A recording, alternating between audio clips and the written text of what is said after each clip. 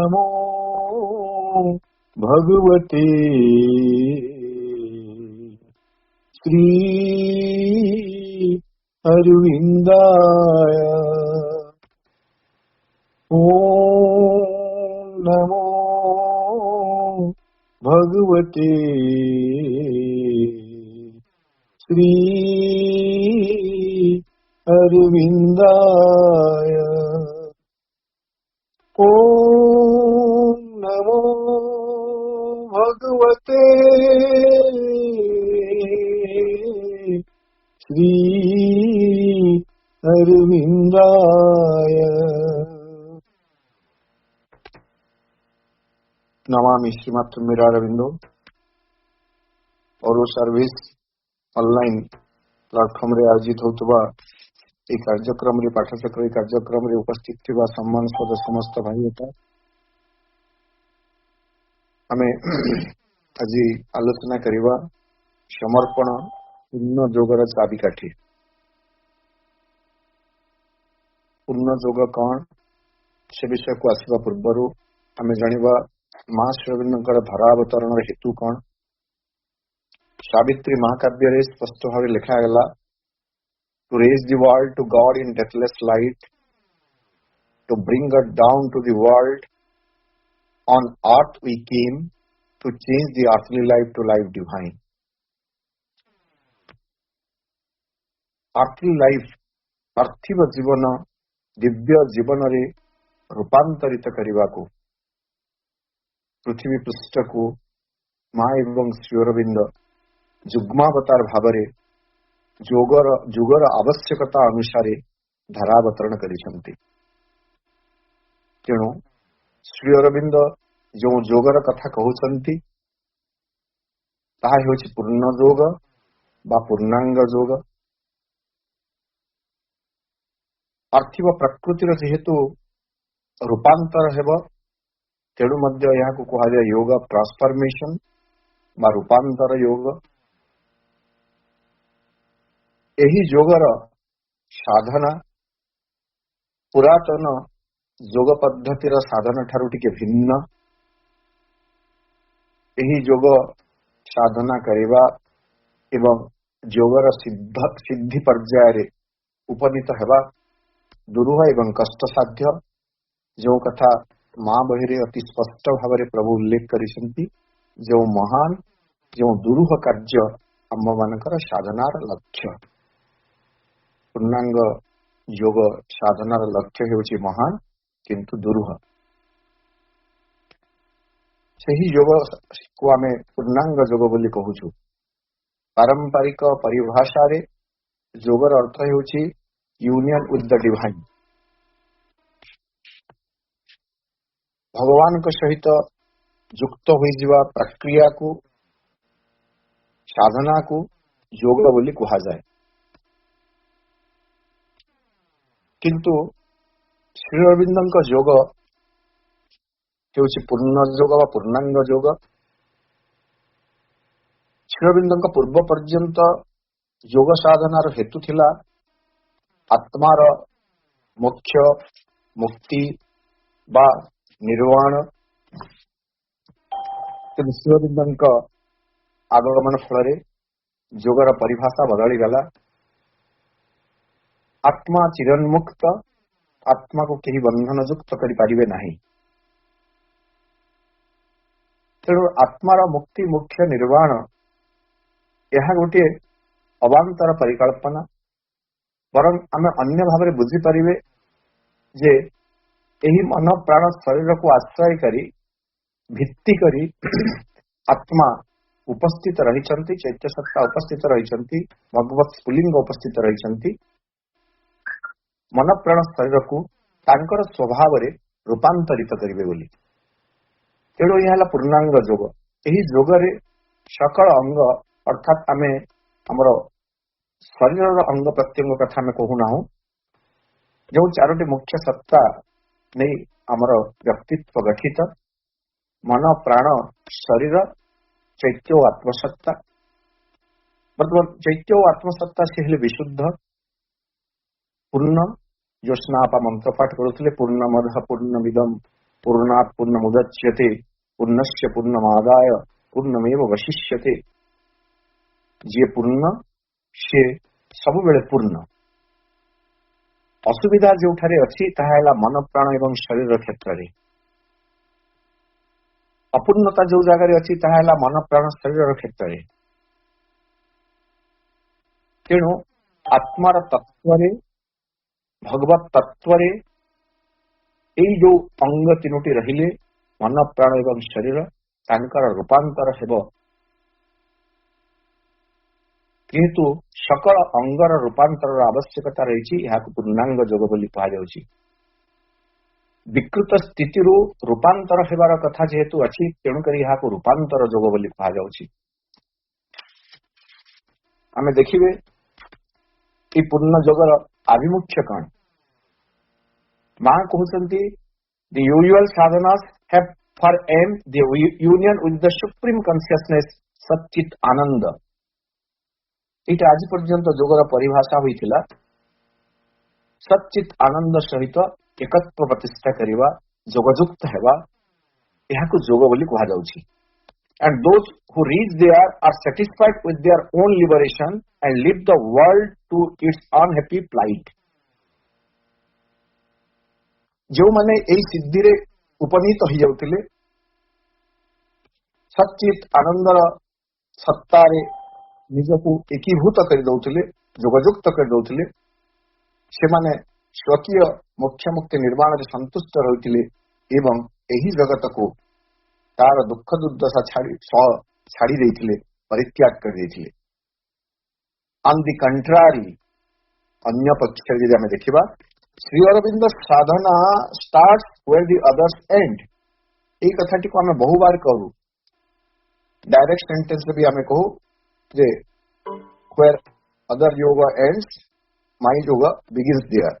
जोठारे अन्य जोगर समाप्ति मो जोग सेठु आरंभ। तमेटी देखिबा भगवत उपलब्धि रे भगवत एकत्व रे सच्चित आनंद सहित एकीभूत हेबा परे अन्य जोगर समाप्ति घटे, किंतु एठु श्री अरविंद जोगर आरंभ हुए।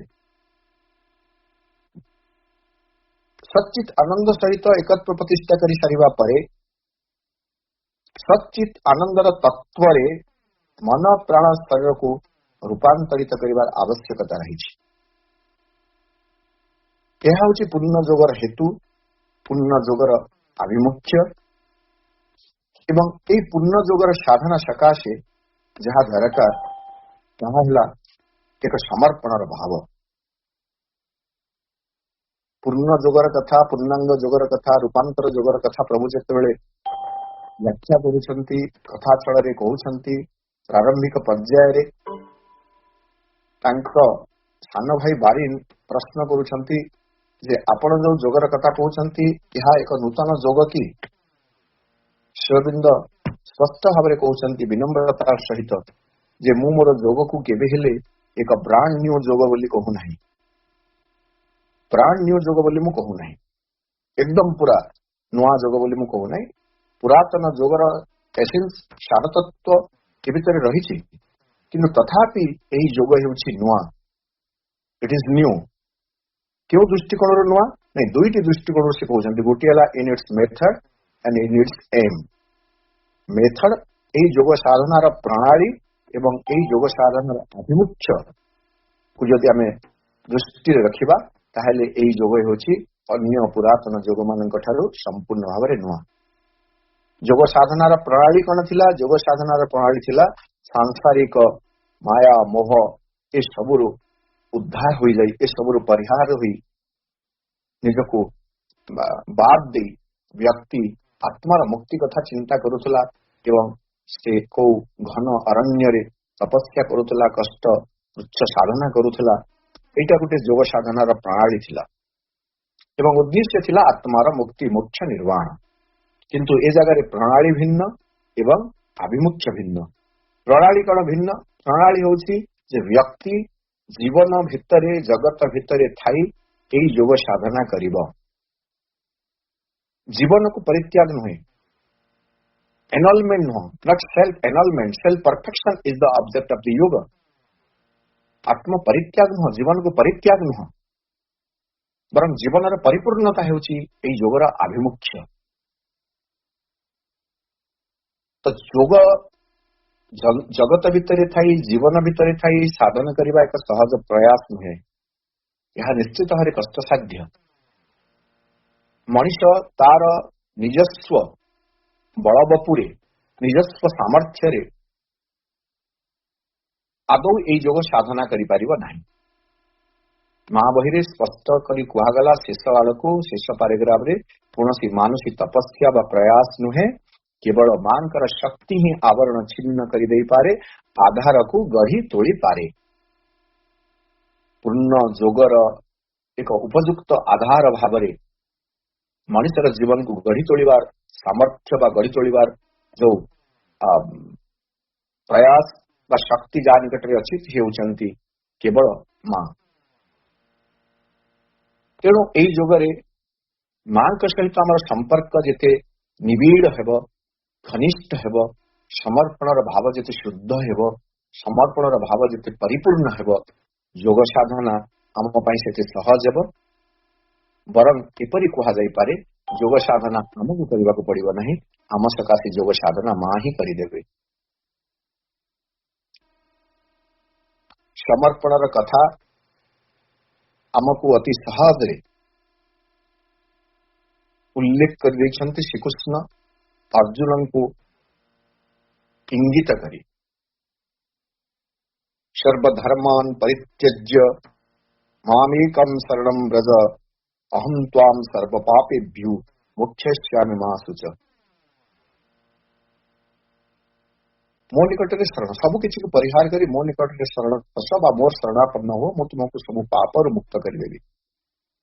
ଏବଂ ଏଠାରେ ମଧ୍ୟ ଆମେ ସମର୍ପଣର କଥା କହୁଛୁ, କିନ୍ତୁ ପାର୍ଥକ୍ୟ ଏତିକି ରହିଲା ଯେ ସେହି ସମୟରେ ଭଗବତ ଗୀତା ଯୋଉ ସମୟରେ ଉଲ୍ଲେଖ କରାଯାଉଛି, ସେହି ସମୟରେ ପାପରୁ, ଆସକ୍ତିରୁ, ଏସବୁରୁ ମୁକ୍ତ ହେବା ପାଇଁ ମଣିଷ ଭିତରେ ଗୋଟେ ତୃଷ୍ଣା ଥିଲା, ଆକାଂକ୍ଷା ଥିଲା। ତାହା ମଧ୍ୟ ନିଜ ସ୍ୱଭାବରେ ମଣିଷ କରିପାରୁନଥିଲା, ଭଗବାନଙ୍କ ଠାରେ ଶରଣାପନ୍ନ ହେଲେ ଯାଇ ତାହା ସମ୍ଭବ ହେଉଥିଲା। ବର୍ତ୍ତମାନ କିନ୍ତୁ ଆମର ଆଭିମୁଖ୍ୟ ହେଉଛି ଯେ ଜୀବନର ପୂର୍ଣ୍ଣତା, ପାପ ପୁଣ୍ୟର ଊର୍ଦ୍ଧ୍ୱକୁ ଉଠିଯାଇ ଆମେ ଚାହୁଁଛୁ ପାର୍ଥିବ ଜୀବନର ଦିବ୍ୟ ରୂପାନ୍ତର, ମନ ପ୍ରାଣ ଶରୀରରେ ପୂର୍ଣ୍ଣତାର ପରିପ୍ରକାଶ। ତେଣୁ ଏହି ସାଧନା ବା ସମର୍ପଣ ବ୍ୟତିରେକେ କେମିତି ସମ୍ଭବ ହୋଇପାରିବ? ପୂର୍ଣ୍ଣ ଯୋଗ ସାଧନା କରିବା ପାଇଁ ତେଣୁ ହେଲା, ମୂଳ କଥା ହେଲା, ମୂଳ ମନ୍ତ୍ର ହେଲା ସମର୍ପଣ। ଶ୍ରୀ ଅରବିନ୍ଦଙ୍କର ଗୋଟେ ବାକ୍ୟର ଅର୍ଦ୍ଧାଂଶ ମୁଁ କହୁଛି, the first and the last word of my yoga is surrender. ମୁଁ ଯୋଉ ଯୋଗର କଥା କହୁଛି, ସେ ଯୋଗର ପ୍ରଥମ ଏବଂ ଶେଷ ଶବ୍ଦ ହେଉଛି ସମର୍ପଣ। ଅର୍ଥାତ୍ ଏହି ଯୋଗ ଆରମ୍ଭ ହେବ ସମର୍ପଣରୁ, ଶେଷ ହେବ ସମର୍ପଣରେ। ଯଦି ଆରମ୍ଭ ଏବଂ ଶେଷ ସମର୍ପଣରେ ହେବ, ଆଉ କିଛି ଅବଶେଷ ରହିବ ନାହିଁ, ଆଉ କିଛିର ସ୍ଥିତି ରହିବ ନାହିଁ ସମର୍ପଣ ବ୍ୟତୀତ। ଅର୍ଥାତ୍ ଆରମ୍ଭରୁ ଶେଷ ପର୍ଯ୍ୟନ୍ତ ବ୍ୟକ୍ତି ସମର୍ପଣ ଦ୍ୱାରା ହିଁ ଏହି ଯୋଗ ସାଧନା କରିପାରିବ, ଏହି ଯୋଗର ଗୋଟିଏ ସାଧକ ହୋଇପାରିବ। ସମର୍ପଣର ମନୋଭାବ ନଥିଲେ, ସମର୍ପଣର ସ୍ୱଭାବ ନଥିଲେ, ପ୍ରବୃତ୍ତି ନଥିଲେ, ସରଳତା, ଆନ୍ତରିକତା ସମର୍ପଣ ପାଇଁ ନଥିଲେ, ଏହି ଯୋଗ ପଥରେ ଚାଲିବା ନିଶ୍ଚିତ ପକ୍ଷରେ ବିପଜ୍ଜନକ। କାରଣ ମଣିଷ ପ୍ରକୃତିର ରୂପାନ୍ତର, ମଣିଷ ସ୍ୱଭାବର ରୂପାନ୍ତର ଏକ ସହଜ କଥା ନୁହଁ। ପୁରାତନ ଯୋଗରେ ପ୍ରକୃତିର ରୂପାନ୍ତର ସାଧନ କରିପାରି ନାହାନ୍ତି ବୋଲି ପ୍ରକୃତିକୁ, ପ୍ରବୃତ୍ତିକୁ ଅପରିବର୍ତ୍ତନୀୟ ବୋଲି ବର୍ଜନ କରାଯାଇଛି ଏବଂ ସେମାନଙ୍କୁ ଅଣଦେଖା କରି ଆତ୍ମାର କେବଳ ଉତ୍କର୍ଷ ସାଧନ କରାଯାଇ ଆତ୍ମାର ମୁକ୍ତି କଥା ଚିନ୍ତା କରାଯାଇଛି। ଆମେ ଶ୍ରୀ ଅରବିନ୍ଦଙ୍କ ଦୃଷ୍ଟିକୋଣରୁ ଯେତେବେଳେ ବିଚାର କରିବା, ଦେଖିବା ଯେ ଏସବୁର ଯଦି ଆବଶ୍ୟକତା ନଥିଲା, ତାହେଲେ ଏସବୁ କାହିଁକି ଦିଆଗଲା? ମନ ପ୍ରାଣ ଶରୀର ଏମାନେ ମଧ୍ୟ ଦିବ୍ୟ ହେବାର ସବୁ ସର୍ତ୍ତ ପାଳନ କରିବେ ଏବଂ ସବୁ ସମ୍ଭାବନା ତାଙ୍କ ଭିତରେ ଅଛି। କେବଳ ଆତ୍ମାର ମୁକ୍ତି ନୁହେଁ, ଜୀବନର ପୂର୍ଣ୍ଣତା ଏହା ହେଉଛି ଯୋଗର ଆଭିମୁଖ୍ୟ। ଆମେ ଆସିବା ସମର୍ପଣ ନିକଟକୁ। ମହାବହିରେ କୁହାଗଲା ଯେ ପୂର୍ଣ୍ଣାଙ୍ଗ ଯୋଗ ସାଧନାରେ ଭଗବାନୀ ସାଧନା, ଭଗବାନୀ ସାଧକ। ଏହି କଥା ଯେତେବେଳେ ମା ବହିରେ ଲେଖିଲେ ଶ୍ରୀ ଅରବିନ୍ଦ, ପୂର୍ଣ୍ଣ ଯୋଗରେ ବି ଭଗବାନୀ ସାଧନା, ଭଗବାନୀ ସାଧକ, ମାଙ୍କୁ ପ୍ରଶ୍ନ କରାଗଲା ଯଦି ଭଗବାନୀ ସାଧନା, ଭଗବାନୀ ସାଧକ, ତାହେଲେ ଏଠାରେ ବ୍ୟକ୍ତିର କଣ, ବ୍ୟକ୍ତିଗତ ପ୍ରୟାସର କଣ ଆବଶ୍ୟକତା ରହିଛି? ଭଗବାନ, ମଣିଷ ଭିତରେ ଯୋଉ ଭଗବାନ ଅଛନ୍ତି ସେ ସାଧନା କରିବେ ଏବଂ ସେ ହିଁ ସାଧକ ହେବେ, ସିଦ୍ଧି ମଧ୍ୟ ପରିଶେଷରେ ସେ ହିଁ ହେବେ। କିନ୍ତୁ ଶ୍ରୀ ଅରବିନ୍ଦ ସେହି ପାରାଗ୍ରାଫରେ ଲେଖୁଛନ୍ତି ଯେତେବେଳେ ପର୍ଯ୍ୟନ୍ତ ବ୍ୟକ୍ତି ଭିତରେ ଅପରା ପ୍ରକୃତି ସକ୍ରିୟ ହୋଇଅଛି, ନିମ୍ନ ପ୍ରକୃତି ସକ୍ରିୟ ହୋଇଅଛି, ସେତେବେଳେ ପର୍ଯ୍ୟନ୍ତ ବ୍ୟକ୍ତିଗତ ପ୍ରଚେଷ୍ଟାର ଆବଶ୍ୟକତା ରହିଛି। ଯେତେବେଳେ ପର୍ଯ୍ୟନ୍ତ ନିମ୍ନ ପ୍ରକୃତି ସକ୍ରିୟ ହୋଇଛି, ବର୍ତ୍ତମାନ ପ୍ରତ୍ୟେକ ମଣିଷ ଚିନ୍ତା କରିବାର ଆବଶ୍ୟକତା ଅଛି ଯେ ତା ଭିତରେ ନିମ୍ନ ପ୍ରକୃତି ଅଛି ନା ନାହିଁ। ତାପରେ ଦ୍ୱିତୀୟ କଥା ହେଲା, ଯଦି ଅଛି ସେ ସୁପ୍ତ ଭାବରେ ଅଛି ନା ସକ୍ରିୟ ଭାବରେ ଅଛି। ଏବଂ ନିଶ୍ଚିତ ଭାବରେ ବ୍ୟକ୍ତି ଯଦି ନିରପେକ୍ଷ ଭାବରେ ଏହି ପ୍ରଶ୍ନର ଉତ୍ତର ଖୋଜି ପାଇବାକୁ ଚାହିଁବ, ତାହେଲେ ସେ ଜାଣିଯିବ ଯେ ତା ଭିତରେ ନିମ୍ନ ପ୍ରକୃତି ଅଛି ଏବଂ ସକ୍ରିୟ ବି ଅଛି। ତେଣୁ ବ୍ୟକ୍ତିଗତ ପ୍ରଚେଷ୍ଟାର ଆବଶ୍ୟକତା ରହିଛି। ବ୍ୟକ୍ତିଗତ ପ୍ରଚେଷ୍ଟା ହେଉଛି ତ୍ରିବିଧ ବୋଲି କୁହାଗଲା। ଅଭିପ୍ସା, ପ୍ରତ୍ୟାଖ୍ୟାନ, ସମର୍ପଣ। ଏଥିରେ ସମର୍ପଣକୁ ବେଶୀ ପ୍ରାଧାନ୍ୟ ଦିଆଗଲା। ମାଙ୍କର ଭାଷାରେ ଆମେ ଦେଖିବା ସେଇ କଥା ଯୋଉଟା ଯେ ମଦର୍ସ ରୋଲ୍ ଇନ୍ ଆୱାର ସାଧନା, ଆମ ସାଧନାରେ ମାଙ୍କର ଭୂମିକା କଣ ଅଛି? ପ୍ରଭୁ କହୁଛନ୍ତି ଦି effort ଡିମାଣ୍ଡେଡ of the sadhak is that of aspiration, rejection and surrender. ଯୋଉ ବ୍ୟକ୍ତିଗତ ପ୍ରୟାସ କଥା କୁହାଯାଉଛି ଗୋଟେ ସାଧକ ପାଇଁ, ତାହା ହେଉଛି ତ୍ରିବିଧ। ତିନୋଟି ପ୍ରୟାସ କରିବ ବ୍ୟକ୍ତି, ଆସ୍ପୃହା କରିବ, ପ୍ରତ୍ୟାଖ୍ୟାନ କରିବ, ସମର୍ପଣ କରିବ। If these three are done, the rest is to come of itself by the grace of the mother and the working of her force in you. এই ତିନୋଟି ପ୍ରଚେଷ୍ଟା ଯଦି ବ୍ୟକ୍ତି କରିପାରିଲା, ବାକି ସବୁ ଆପେ ଆପେ ଆସିଯିବ ଏବଂ ମାଙ୍କର ଶକ୍ତି ସାଧକ ଭିତରେ କାର୍ଯ୍ୟ କରିବା ଆରମ୍ଭ କରିବ।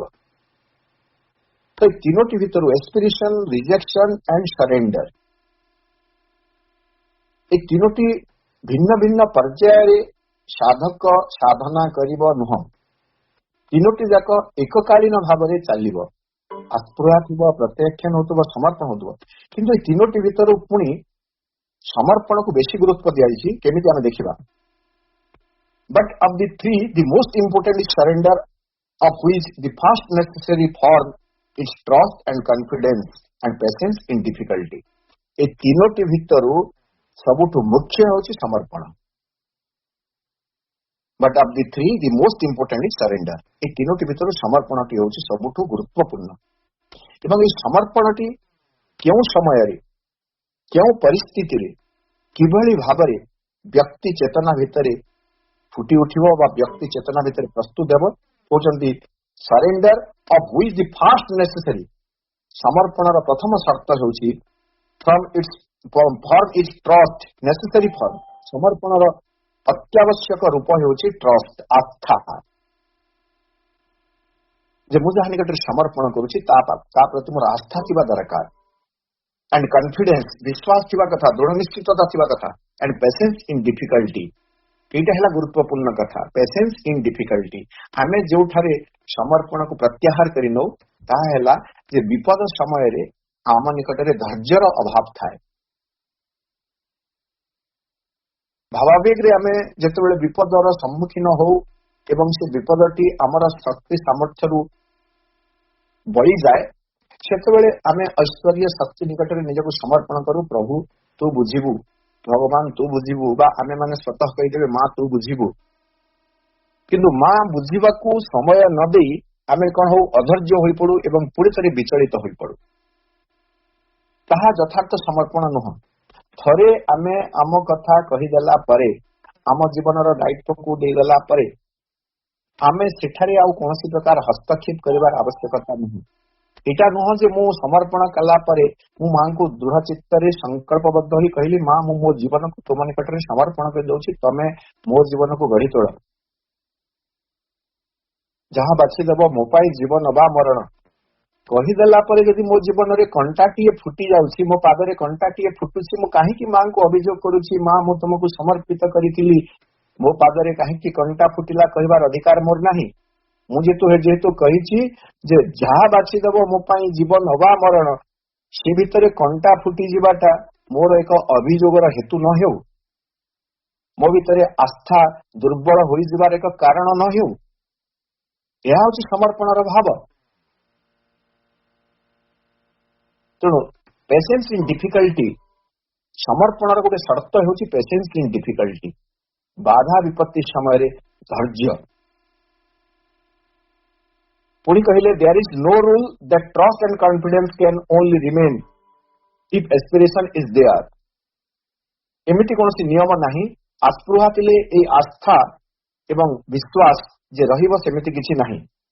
On the contrary, ଅନ୍ୟ ପକ୍ଷରେ ଆମେ ଏହା କହିପାରିବା, when even aspiration is not there, ଆମେ ଯୋଉ କହିଲେ aspiration, rejection ଏବଂ surrender ଭିତରୁ ଗୁରୁତ୍ୱପୂର୍ଣ୍ଣ ହେଉଛି surrender, ତାକୁ ଏଠାରେ ଦୃଢ ଭାବରେ ପ୍ରତିଷ୍ଠିତ କରିବା ପାଇଁ କୁହାଯାଉଛି ଯେ ଯେତେବେଳେ ବି ଆମ ଭିତରେ ଆସ୍ପୃହା, ମନେ କରନ୍ତୁ ଆମ ଭିତରେ ଆସ୍ପୃହା ନାହିଁ, when even aspiration is not there because of the pressure of inertia, ଆମ ଭିତରେ କେତେବେଳେ ଆସ୍ପୃହା ରହିବ ନାହିଁ, ଆସ୍ପୃହା ଦୃଢ ହେବ ନାହିଁ? ପ୍ରେସର ଅଫ ଇନର୍ସିଆ, ଜଡତା, ତାମସିକତାର ଯୋଉ ଚାପ ରହିଛି ଜୀବନରେ, ମନ ପ୍ରାଣ ଶରୀର ଉପରେ, ତାର ଚାପ ଯୋଗୁଁ ବେଳେ ବେଳେ ଆସ୍ପୃହା ସେ ରହେ ନାହିଁ, ଦୃଢ ହୁଏ ନାହିଁ। ଯଦି ବି ସେ ସମୟରେ ଆସ୍ପୃହା ନ ରହିଲା, ପ୍ରଭୁ କହୁଛନ୍ତି ଯେ aspiration is not there because of the pressure of inertia, trust and confidence and patience can remain. ସେ ସମୟରେ ମଧ୍ୟ aspiration ଯଦି ଦୃଢ ନଥାଏ, ସେତେବେଳେ ବି ଆମ ଭିତରେ ଆସ୍ଥା ରହିପାରେ, କନଫିଡେନ୍ସ ବିଶ୍ୱାସ ରହିପାରେ ଏବଂ ଧୈର୍ଯ୍ୟ ରହିପାରେ। if trust and patience fail, ତାପରେ କହୁଛନ୍ତି ଏବଂ ଏମିତି ମନେକର ସମୟ ଆସିଗଲା ଯେ ତମ ଭିତରେ ଆସ୍ଥା ରହିଲା ନାହିଁ, ପେସେନ୍ସ ରହିଲା ନାହିଁ, ଧୈର୍ଯ୍ୟ ରହିଲା ନାହିଁ, when aspiration is quiescent ଏବଂ aspiration ମଧ୍ୟ ଶାନ୍ତ ହୋଇଗଲା, that would mean that ସାଧକ is relying solely in his own effort. ତାହା ଏମିତି ବିଚାର କରାଯିବ ଯେ ବ୍ୟକ୍ତିଗତ ବ୍ୟକ୍ତି ତାର ନିଜର ପ୍ରୟାସ ଉପରେ ସେ ନିର୍ଭର କରୁଛି। It would mean, oh, my aspiration has failed, so there is no hope for me. ଏଇଭଳି ଗୋଟେ ସମୟରେ ମଣିଷ ଭାଙ୍ଗି ପଡେ ଏବଂ କହେ, ଆହା ମୋର ଆସ୍ପୃହା ବିଫଳ ହୋଇଯାଇଛି ଏବଂ ମୋ ଦ୍ୱାରା କିଛି ବି ସମ୍ଭବ ହୋଇପାରିବ ନାହିଁ। ତାପରେ so there is no hope for me, my aspiration fails, so what can mother do? ମାଙ୍କର ଶକ୍ତି ସାମର୍ଥ୍ୟ ଉପରେ ତାପରେ ମଣିଷ ସନ୍ଦେହ କରିବା ଆରମ୍ଭ କରେ ଯେ ମୋର ତ ଆସ୍ପୃହା ନାହିଁ, ମୋର ଆସ୍ପୃହା ତ ବିଫଳ ହେଇଗଲା ଏବଂ ମା କଣ ମୋ ପାଇଁ କରିଦେଇ ପାରିବେ, ମୋ ପାଇଁ ମା କଣ କରିଦେଇ ପାରିବେ। ତାପରେ ଶ୍ରୀ ଅରବିନ୍ଦ କହୁଛନ୍ତି on the contrary, ଅନ୍ୟ ପକ୍ଷରେ the ସାଧକ should feel, ସାଧକ ଅନୁଭବ କରିବା ଉଚିତ ଯେ never mind, my aspiration will come back again. କିଛି ମନେ କରିବା ନାହିଁ, କିଛି ବିଚାର କରିବା ନାହିଁ, ମୋର ଆସ୍ପୃହା ପୁଣି ଥରେ ହୁଏତ ପ୍ରଜ୍ୱଳିତ ହୋଇ ଉଠିବ। meanwhile I know that the mother is with me. କାହିଁକି? ନାଇଁ, ଏଇ ଭିତରେ ମୁଁ ଜାଣିଗଲି ଯେ ମୁଁ ଥରେ ମାଙ୍କୁ ଗ୍ରହଣ କରିଛି, ମା ଥରେ ମତେ ଗ୍ରହଣ କରିଛନ୍ତି, ମାନେ ମୁଁ ସିନା ମାଙ୍କୁ ଛାଡି ଦେଇ ପାରିବି, ମା ମତେ କେବେ ହେଲେ ଛାଡନ୍ତି ନାହିଁ। ତେଣୁ ମୋ ଭିତରେ ତ ମା ଅଛନ୍ତି। when I do not feel her, ଯେତେବେଳେ ବି ତାକୁ ମୁଁ ଅନୁଭବ କରୁନାହିଁ, ସେତେବେଳେ ବି ସେ ମୋ ସାଙ୍ଗରେ ଅଛନ୍ତି। she will carry me even through the darkest period. ଜୀବନର ଘନ ଅନ୍ଧକାର ସମୟରେ ମଧ୍ୟ ସେ ମତେ ବାଟ ଚଲେଇ ନେବେ। that is the full right attitude you must have. ଏହାର ନାଁ ହେଉଛି ସମର୍ପଣ, a complete trust, ଏକ ସମ୍ପୂର୍ଣ୍ଣ ବିଶ୍ୱାସ, ଏକ ସମ୍ପୂର୍ଣ୍ଣ ଆସ୍ଥା ମାଙ୍କ ନିକଟରେ। ତେଣୁ ତିନୋଟି ଯଦିଓ ପ୍ରୟାସ ରହିଛି, ଏଇ ତିନୋଟି ପ୍ରୟାସ ଭିତରୁ ଯୋଉ ଅନ୍ୟ ଦୁଇଟି ପ୍ରୟାସ ରହିଲା, ଆସ୍ପୃହା ଏବଂ ପ୍ରତ୍ୟାଖ୍ୟାନ, ସେ ଆସ୍ପୃହା ଏବଂ ପ୍ରତ୍ୟାଖ୍ୟାନକୁ ମଧ୍ୟ ଆମ ଭିତରେ ସମ୍ଭବ କରିବାର ଶକ୍ତି ଯାହା ନିକଟରେ ଅଛି ତାହା ହେଲା ସମର୍ପଣ। କିନ୍ତୁ କଥା ହେଲା ସମର୍ପଣଟି ଏତେ ସହଜ ନୁହଁ। ଶୁଣିଲା ବେଳେ, ପଢିଲା ବେଳେ, କହିଲା ବେଳେ ଆମକୁ ଯେତେ ସହଜ ଲାଗେ, ସମର୍ପଣ ସେତେ ସହଜ ହୁଏ ନାହିଁ। ମଣିଷ ଭିତରେ ଯେଉଁ ଯୁଗ ଯୁଗ ଧରି ଅହଂବୋଧଟିଏ ରହିଛି,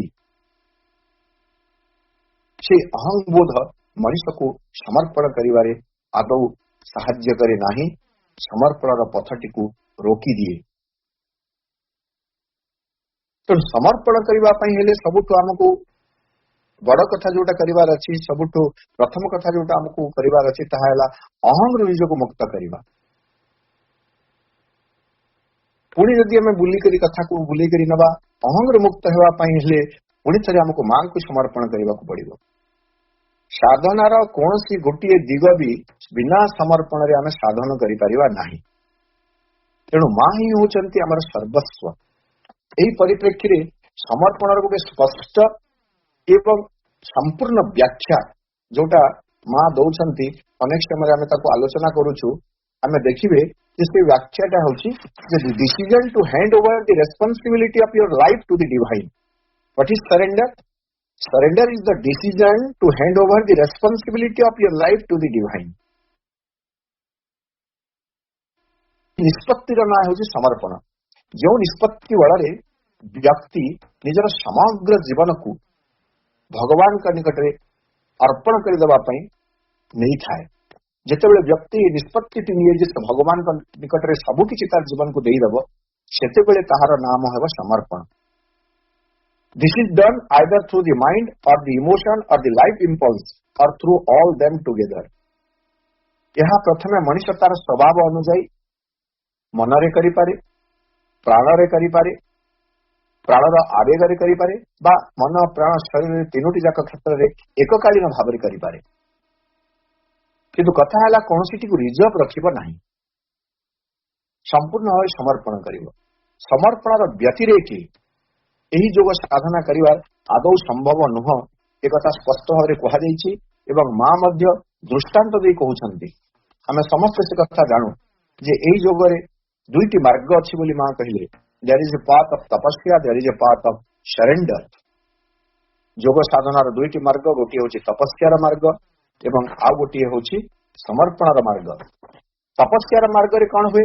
ବ୍ୟକ୍ତି ନିଜର ପ୍ରୟାସ ଉପରେ, ନିଜର ଉଦ୍ୟମ ଉପରେ ଦୃଢ ବିଶ୍ୱାସ ରଖିଥାଏ, ବାଟ ଚାଲୁଥାଏ, ସାଧନା କରୁଥାଏ, ଆରୋହଣ କରୁଥାଏ, କିନ୍ତୁ ଏହା ଏତେ କଷ୍ଟସାଧ୍ୟ ଏବଂ ଦୁଃସାଧ୍ୟ ଯେ ଏବଂ ଏତେ ଛଳନା ପ୍ରତାରଣାରେ ପରିପୂର୍ଣ୍ଣ ଯେ ବ୍ୟକ୍ତି ସେ ପଥରେ ହୁଏତ ସିଧାସଳଖ ଚାଲି ଯାଇପାରେ ନାହିଁ। କୌଣସି ନା କୌଣସି ସମୟରେ ସେ ବାଟ ହୁଡ଼ିଯାଏ ଏବଂ ସେ ତଳକୁ ଖସି ପଡେ, ପୁଣି ଥରେ ଉଠିବାର ଆଉ ସମ୍ଭାବନା ନଥାଏ। ତା ତୁଳନାରେ ସମର୍ପଣର ମାର୍ଗଟି ହେଉଛି ଅତି ସହଜ ଏବଂ ସୁନିଶ୍ଚିତ, ବିପଦ ଶୂନ୍ୟ। ତପସ୍ୟା ହେଉଛି କଷ୍ଟସାଧ୍ୟ, ସୁନିଶ୍ଚିତ ନୁହଁ ଏବଂ ବିପଦପୂର୍ଣ୍ଣ। ତା ତୁଳନାରେ ସରେଣ୍ଡର ହେଉଛି ସହଜ।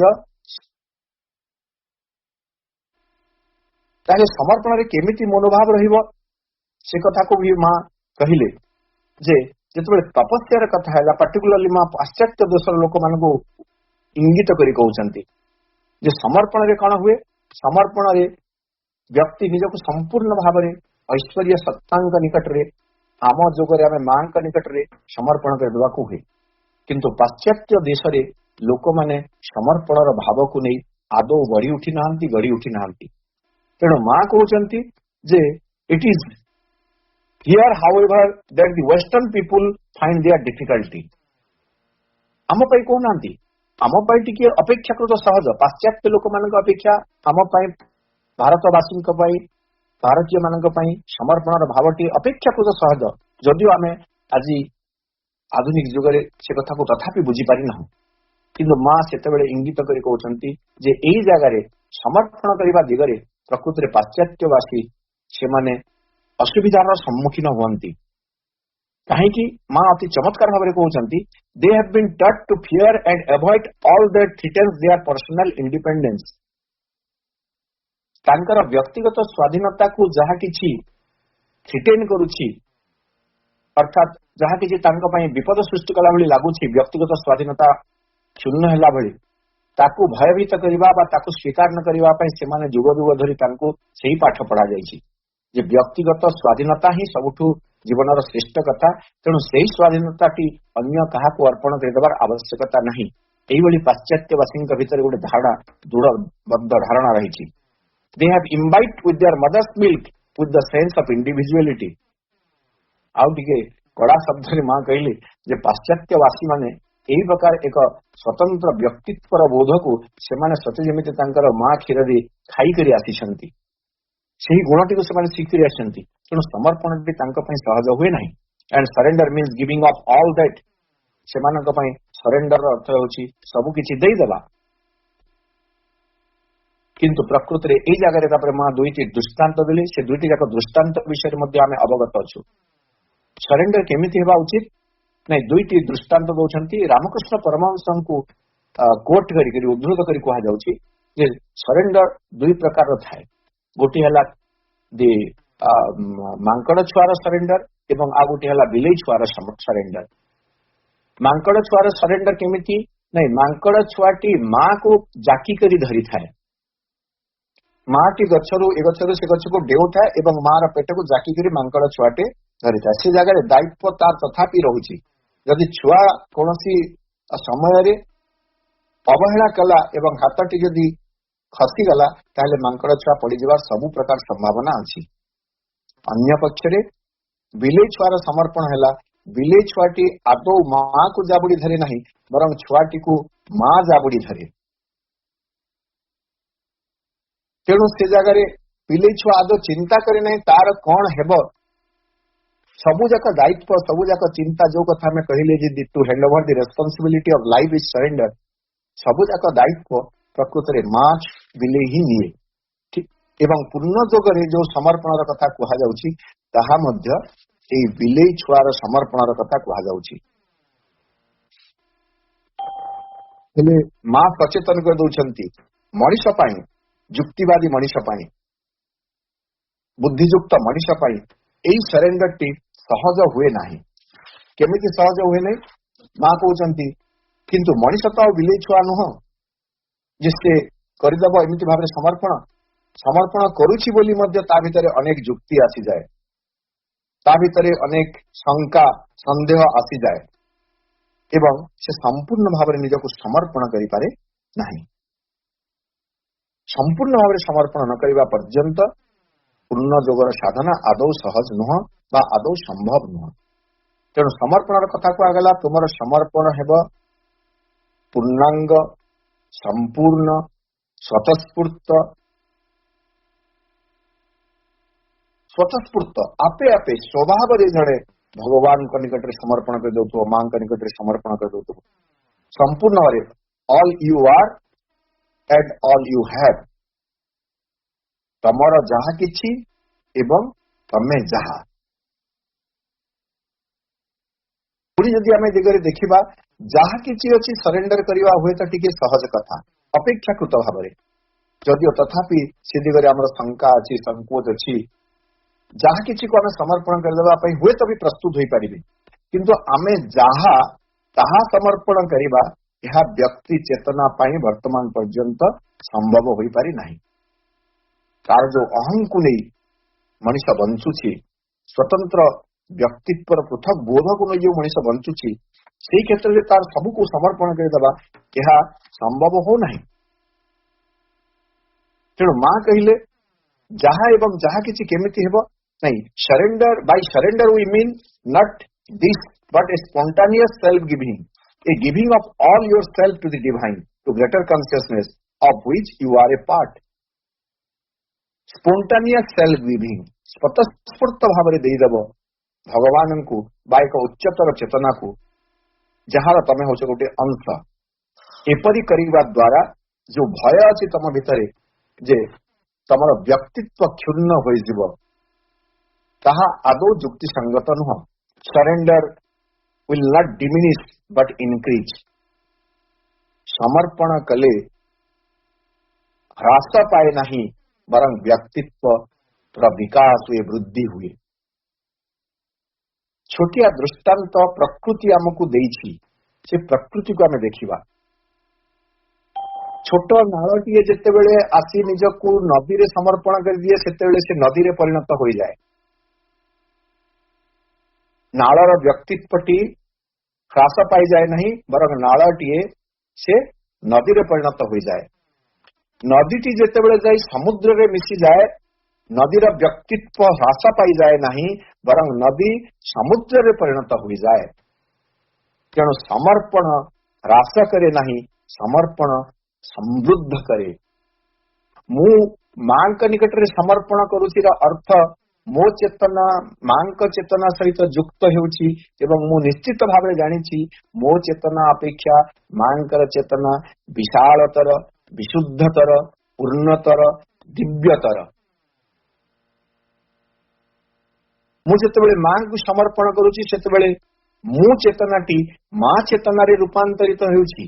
एही जगह रे ह्रास पाई जिबा न्यून होई जिबा एभली कोनसी शिकायत एभली कोनसी अभियोग नहीं। तेणु मां के लिए समर्पण प्रकृत रे ह्रास करे नहीं। समर्पण व्यक्तित्व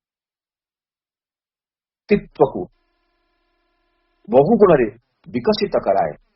व्यक्ति भीतर एक विशुद्ध चेतना को सृष्टि कर दिए। विनम्रता भाव सृष्टि कर दिए। अहं बोध को लोप कर दिए। समर्पण जिते अधिक हेब अहं सेते लोप पाइब।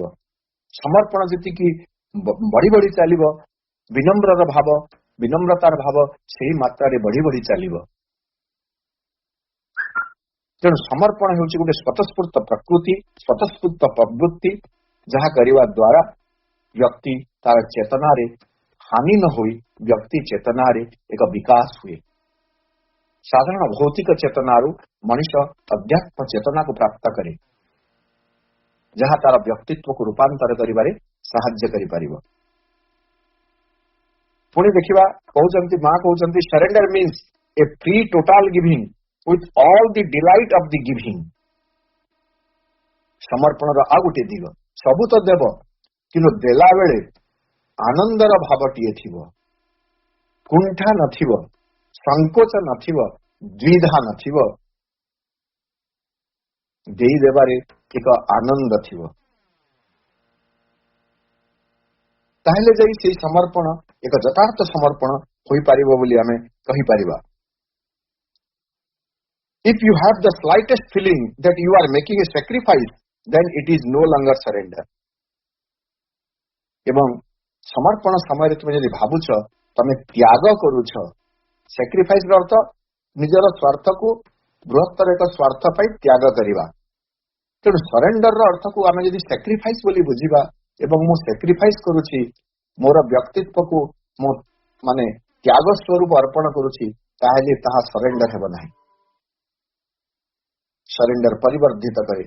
सरेंडर स्वतस्फूर्त भाव आम पाई मां आड़ को जीवारे रास्ता खोली दिए। का निकट सरेंडर करिबा से कथा मां हमको मां बहिरे श्रविंद कहीदेले भागवती शक्ति निकट आम जहाँ निकट समर्पण करिबा आम ताहा ही होई उठिबा। मु जेमिति कहली नदीटी समुद्र रे समर्पण कले नदीटी समुद्र रे परिणत हो जाए। मो मां का निकट समर्पण करिदेले मो मां रे परिणत हो जिबी। एवं यही काम ही पूर्णांग जोगर आभिमुख्य व्यक्ति चेतना को दिव्य चेतना रे रूपांतरित करिबा। तो व्यक्ति चेतना दिव्य चेतना रे केतेबेले रूपांतर हेबो जेतेबेले व्यक्ति चेतना दिव्य चेतना निकट रे निजको समर्पण करिबो सेतेबेले व्यक्ति चेतना दिव्य चेतना रे रूपांतरित हेबो। समर्पणर भाव आस्पृह को दृढ़ करिबो। समर्पणर भाव प्रत्यक्षण पई रास्ता खोली देबो संकल्प फिटेई देबो। तेणु त्रिविध जो प्रयास रही अभिप्सा प्रत्याख्यान समर्पण से अभिप्सा प्रत्याख्यान समर्पण ठारू समर्पण होउछि सबुठ गुरुत्वपूर्ण। समर्पण भावटी आम भीतर यदि रहे ताहेले निश्चित भाव आमे मां मुहा होई मां मनस्क होई साधना रे किछि बाट आगे जाई परिबा।